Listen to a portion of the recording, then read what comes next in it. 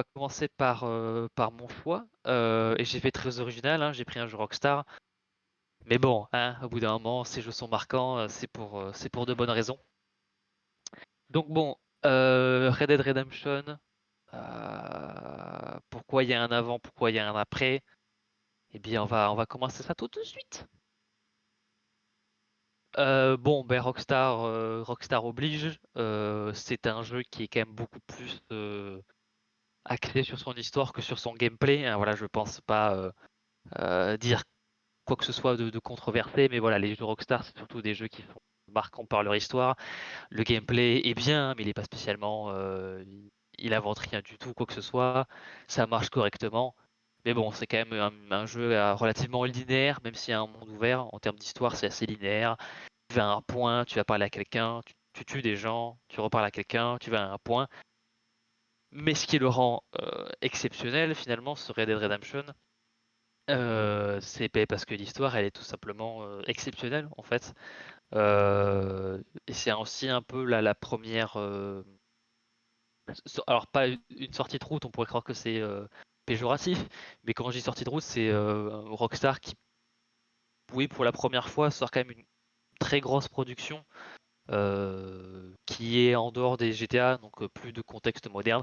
Alors, certains me diront oui, mais il y a eu Canis Cadem Edit ou Bully, en fonction de la zone, où on jouait un lycéen, je sais plus si c'est collégien ou lycéen, mais en tout cas on jouait un élève dans un établissement privé, mais c'était quand même encore l'époque où les jeux étaient beaucoup moins, c'était pas vraiment encore des blockbusters en termes de moyens, de temps de production, etc. Donc voilà, Red Dead Redemption c'était un peu le... Et puis c'était après GTA 4 qui était aussi sorte là aussi d'un tournant pour les studios. Voilà, c'était leur premier jeu qui était vraiment genre énorme, énorme. Alors même si la popularité de la franchise continuait de- d'augmenter, GTA 4 a vraiment marqué un certain tournant. Et donc le prochain jeu après ce GTA 4, c'était Red Dead Redemption. Et voilà, ils étaient attendus au tournant avec pour un jeu qui n'était pas la suite de la franchise GTA, pardon. Donc voilà, en dehors de leur zone de confort, en termes d'histoire, de contexte, il n'y a plus de voitures, il y a des chevaux, les flingues tirent beaucoup moins vite, de manière beaucoup moins précise, ça oblige à repenser plein de choses. Mais ce qui lie tout ça, bien évidemment, c'est l'histoire, comme je l'ai dit. Une histoire qui reste quand même assez classique, entre guillemets. Voilà, on joue John Marston, qui est contraint par le gouvernement à chasser, à retrouver, à chasser et à livrer ses anciens complices euh, au gouvernement, voilà, parce que John faisait partie d'une bande de criminels dans le passé. Et donc on est chargé de retrouver principalement trois membres de cet ancien gang-là. Donc ça nous amène, voilà, donc on est dans le sud des États-Unis, on sera amené à aller au Mexique, etc. Et donc c'est quand même ça fait, il y a une ambiance très western spaghetti et c'est clairement assumé, voilà, dans les ambiances, dans les couleurs, dans les personnages qu'on présente, dans les thèmes. C'est une sorte de l'histoire euh, veut quand même un peu mettre une sorte de flou entre est-ce qu'on est là pour faire le travail du gouvernement, donc faire le travail de la justice, ou est-ce que c'est plus une histoire de vengeance, parce qu'on sent que bien que John a un certain comment on pourrait dire ça, on sent qu'il a encore une certaine rancœur en lui vis-à-vis de ses anciens compères finalement. Donc voilà, et puis, il y a aussi tout le côté de l'histoire de famille. Donc voilà, les deux images à gauche. Voilà, on voit qu'il fait un câlin à sa femme. Et le vieux qu'on voit dans l'image en bas à gauche, c'est celui qui l'aide à tenir son ranch. Donc voilà, on a un côté vraiment aller poursuivre des anciens criminels dans un Far West qui est en train de dépérir. On est quand même vraiment sur la fin du Far West. Et donc il y a un côté très crépusculaire à plein de choses. On sent que c'est la fin d'une ère. C'est même d'ailleurs toute la thématique d'un des dialogues les plus marquants du jeu. Voilà, c'est dans l'image en haut à droite. Je vais pas en dire plus, mais voilà, ça illustre un peu tout le propos, en tout cas du contexte temporel du jeu. Voilà, on est en 1911, il me semble, durant le jeu. Donc voilà, on est début du 20e et on est encore à l'époque où l'Ouest est en train de se désauvagiser. Enfin, même si c'est un terme un peu compliqué, mais voilà, on est en train d'avoir le train, plein de choses. Je vais me recentrer sur l'histoire parce que sinon je vais encore durer 25 minutes. Mais voilà, donc on sera amené à rencontrer euh, des fermiers, un ranch, des arnaqueurs qui vendent des espèces d'huile chelou à des pécores. On sera amené à faire partie de la révolution au Mexique, à explorer le fait que, ben, en fait, peut-être que les rebelles sont peut-être pires que l'armée qui était en place, mais on n'a pas forcément tout le temps le choix parce qu'on veut certaines informations. Donc, le jeu arrive bien à retransmettre le fait que John n'est pas spécialement, même s'il essaie d'être meilleur, il a quand même un certain passif qui fait qu'il peut faire certaines choses un peu pour arriver à ses fins, il fera un peu tout et n'importe quoi. Et vu que là, c'est retrouver sa famille, voilà, il y a le côté, bah, c'est la famille, quoi. Donc La ça marche famille. plus ou moins pour tout le monde. Voilà, exactement. Donc voilà, on est amené à voir plein de paysages différents, à rencontrer plein de personnages différents. On les verra pas forcément tous beaucoup, énormément, mais c'est une écriture Rockstar très satirique, hein. Voilà, un des premiers dialogues qu'on entend dans le jeu. Donc le jeu commence par une sorte de cinématique où John est dans un train qui l'amène de la ville jusqu'à la zone où il est censé commencer à poursuivre sa première cible. Et donc en même temps d'explorer le décor et de voir un peu comment est ce monde-là, on a des dialogues entre apporter la civilisation au peuple sauvage de l'Ouest, donc aux Amérindiens, tout ça, enfin aux Amérindiens, aux natifs américains. Il y a les questions de religion, enfin les trucs comme ça qui étaient très présents à l'époque, donc même s'il n'y a pas forcément le côté omniprésent de la satire de la société et des GTA, notamment qu'on a dans les autoradios, voilà, les émissions de radio dans les GTA, ça permet un peu de clairement voir un peu le message qu'a Rockstar sur la société qu'elle veut représenter. Là, c'est un peu plus en retrait, mais à travers les histoires secondaires, à travers les personnages qu'on rencontre, on voit le pire comme le meilleur. Euh, voilà quoi dire. Pourquoi l'histoire est bien. Je dirais la fin, mais je peux pas trop en parler parce que c'est spoilé, mais c'est vrai que la fin a marqué énormément de gens. Dont moi évidemment, voilà, j'ai fait ce jeu. Je crois que j'ai fait ce jeu au moment de sa sortie, donc le jeu est sorti en 2010.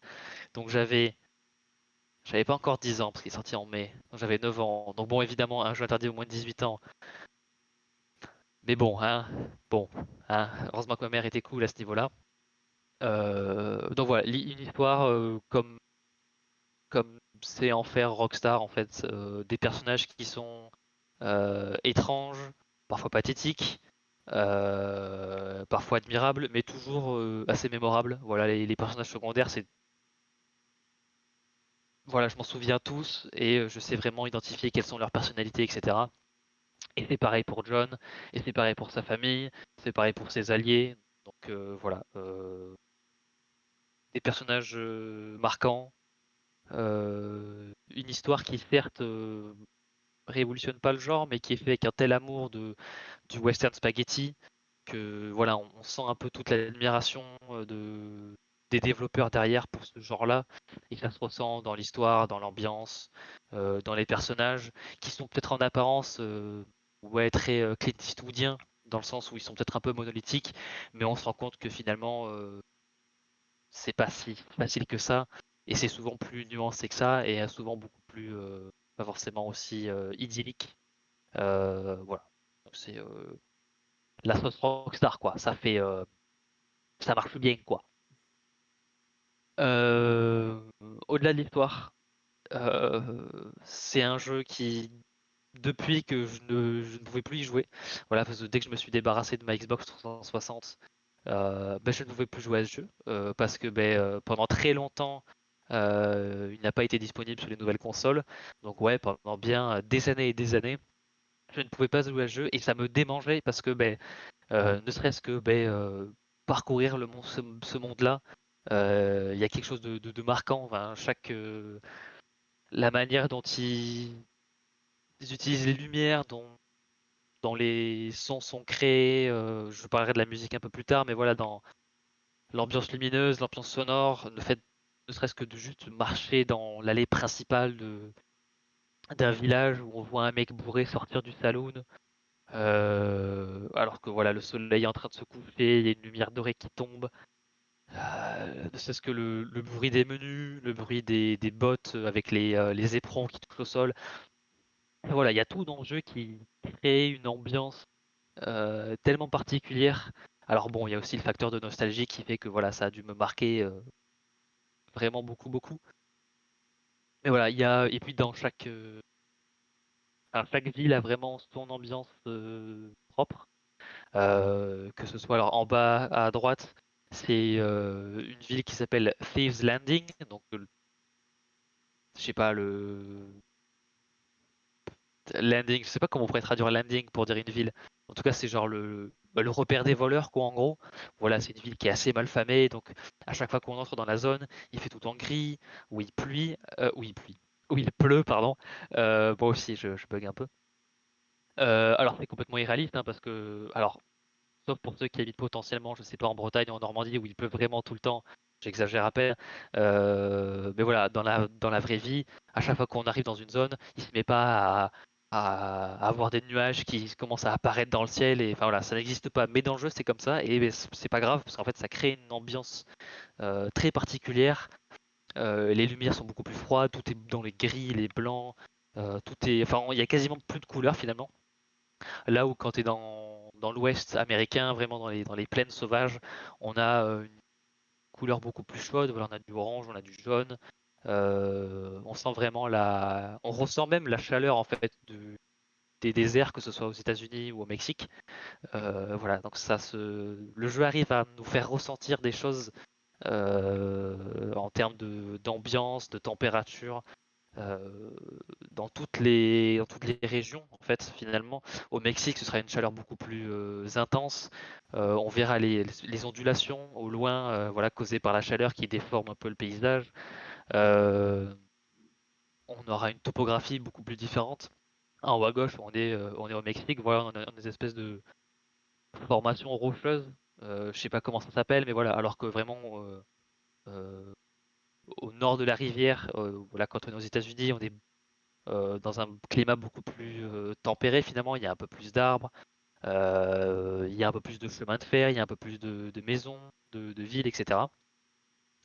Donc voilà, on a aussi Blackwater qui est la ville où là on a vraiment les débuts de la civilisation. Et ne serait-ce que de changer les éclairages du jeu aux lanternes, enfin aux lampadaires électriques, bah mine de rien, on le ressent dans le jeu. Enfin, on sent que c'est pas la même ambiance tout à fait. Donc voilà, en termes d'ambiance, ce jeu, ça fait plein de choses à la fois et ça le fait toujours très très bien. Donc voilà, j'ai mis des images un peu jolies, le coucher de soleil. Donc voilà, une ambiance que j'ai pendant des années cherché à retrouver. Dieu merci, ils ont ressorti le jeu sur les consoles actuelles C'est le plus récent, ouais. parce que vraiment ça me manquait. Voilà, ça me manquait vraiment. Voilà, je regardais des vidéos et il fallait que j'y joue moi, quoi. Donc Mais est-ce que voilà, ça veut dire que t'es une déçu du ambiance. jeu ou c'est juste que les deux sont très bons? Non, les deux sont très bons, mais c'est juste que le premier, je pense, mais j'y ai joué à un âge où ça m'a marqué parce que ouais, bah, comme la rubrique l'a dit, il y a eu vraiment un avant Red Dead et un après, si bien Ok. que bah, une fois que je l'ai fait, je voulais retrouver un truc un peu semblable, voilà. La musique. Là pour le coup, je vais l'avouer, je me suis complètement pompé sur ton plan, mais c'est vrai que la musique du jeu est tellement intrinsèque à l'ADN du jeu que je ne pouvais ne pas en parler. Enfin, je ne pouvais pas ne pas en parler, pardon. Mhm. Donc les deux compositeurs, c'est voilà, Billy Elm et Woody Jackson. Voilà, si jamais vous avez fait le jeu ou même si vous l'avez pas fait, je vous invite à, à aller écouter l'album qui est disponible sur Spotify. Voilà, moi mes préférés, pardon, c'est Born Unto Trouble, Estancia et Dead Alley. Alors il me semble que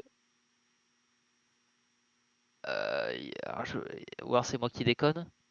Non, bah alors attendez, il me semble qu'il me manque un mot. Je crois qu'il me manque un mot. à moi. Ah voilà, c'est ça. Voilà, là aussi, gag récurrent, hop, Dead End Ali. Voilà, donc Ah, mes trois les noms chansons sont préférées qui sont vraiment magnifiques. des... exactement. Donc des chansons qui sont vraiment purement atmosphériques, instrumentales, il n'y a que des instruments. Et alors, je veux pas m'avancer parce que j'ai pas trouvé de preuves tangibles de ce que je vais avancer, mais il me semble que dans ces musiques-là d'ambiance du jeu, où on est vraiment en plein dans le désert et on chevauche, etc. Il me semble que ces musiques-là ont été composées uniquement avec des instruments qui sont d'époque. Voilà, donc début 20e. Je suis pas sûr, mais il me semble que c'est le cas. Voilà, mais en tout cas, c'est une OST instrumentale qui défonce sa mère. Et, euh, et par moment, le jeu aussi se permet certaines exceptions à cette règle-là, où en gros, il y a de la musique avec des paroles beaucoup plus contemporaines. Voilà, donc Dead Man's Gun de Ashtar Command et Far Away de José González. Voilà, notamment Far Away, c'est la musique qui nous introduit euh, le Mexique. En fait, quand on arrive pour la première fois au Mexique, cette musique se lance à ce moment-là, pardon. Et enfin voilà, la musique est géniale et quand tu es dans un jeu qui arrive tellement bien à établir une ambiance pareille, voilà, la musique, le gameplay de chevaucher jusqu'à une ville mexicaine, la lumière, etc. Enfin voilà, tout ce que j'ai dit auparavant, voilà, une séquence qui m'a beaucoup marqué.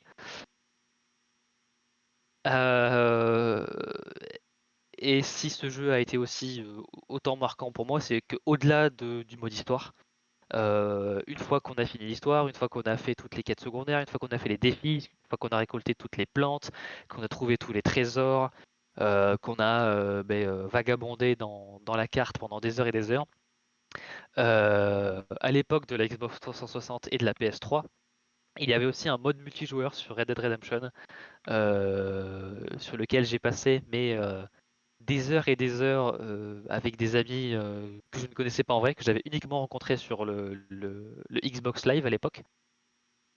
Voilà, pendant des mois et des mois, voire des années, je jouais régulièrement.